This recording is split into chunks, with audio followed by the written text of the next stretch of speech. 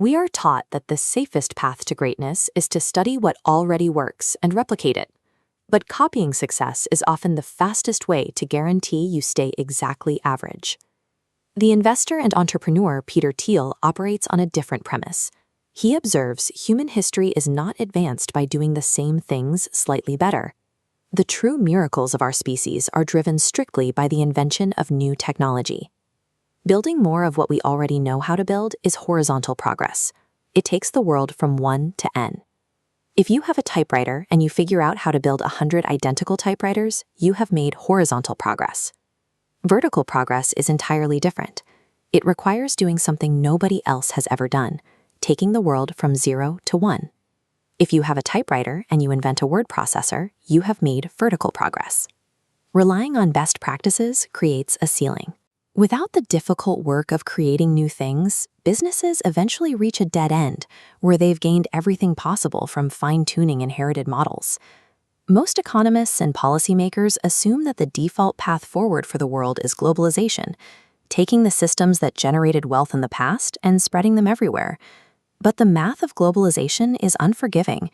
If a country like China doubles its energy production using current tools, it also doubles its air pollution.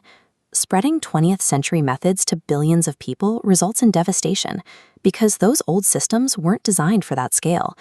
The historical outliers who pushed society forward avoided this trap because they looked for a new path. They didn't focus on copying a model, they focused on the act of creation. Elon Musk built Tesla on this same principle. Instead of entering the crowded market of internal combustion, he targeted the specific technical constraints of electric power to create a vehicle that stood entirely on its own. We cannot optimize our way out of scarcity. Building a sustainable future requires rejecting known systems and demanding completely new miracles from founders. Economics 101 teaches perfect competition is the ideal state of the market. When buyers and sellers compete evenly, the system is supposedly functioning perfectly. U.S. airlines generate hundreds of billions in revenue annually, yet because they offer largely identical services, they keep only pennies in profit per trip. Compare that to Google. They create less raw economic value than the airline industry, but they capture far more, retaining massive percentages as pure profit. This chart illustrates perfect competition. As new entrants increase supply, profit margins converge at zero, but a creative monopoly operates outside this trap. By being exceptionally good with no close substitute, they dictate prices and fund ambitious research. In business, reaching a competitive equilibrium means reaching stasis, and stasis means death. True progress requires escaping competition entirely. To see the physics of extreme success, look at the venture capital ecosystem, where investors try to fund these rare 0 to 1 events. This graph tracks startup investment returns, revealing a severe distribution known as the power law. A tiny fraction of companies attain exponentially greater value than all others combined. The math proves we do not live in a normal world. We live under a power law. But a company cannot ride that exponential curve if its underlying structure is flawed. Peter Thiel emphasizes a rule so strict it's nicknamed Thiel's Law.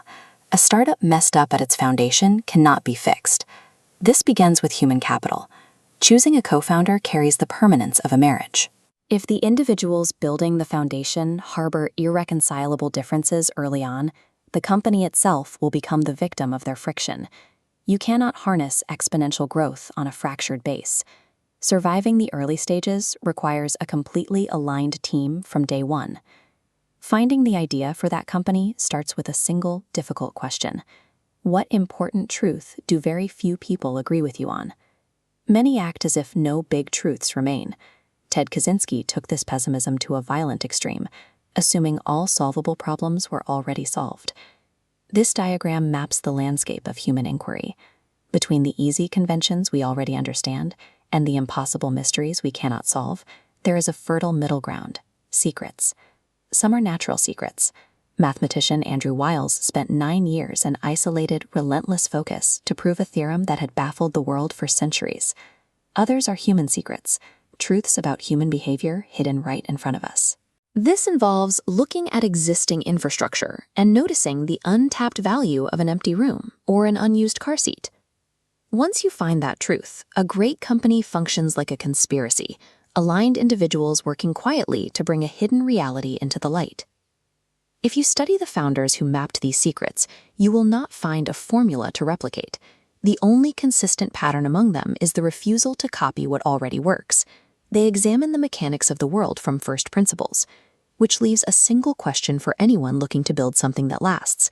What valuable company is nobody building right now? Every definitive moment in business happens exactly once. The person who builds the next great operating system will not be mimicking Bill Gates, and the architect of the next definitive social network will not succeed by copying Mark Zuckerberg. The future is not a predetermined catalog of options waiting to be selected. It has to be written from scratch by those willing to take the world from 0 to 1.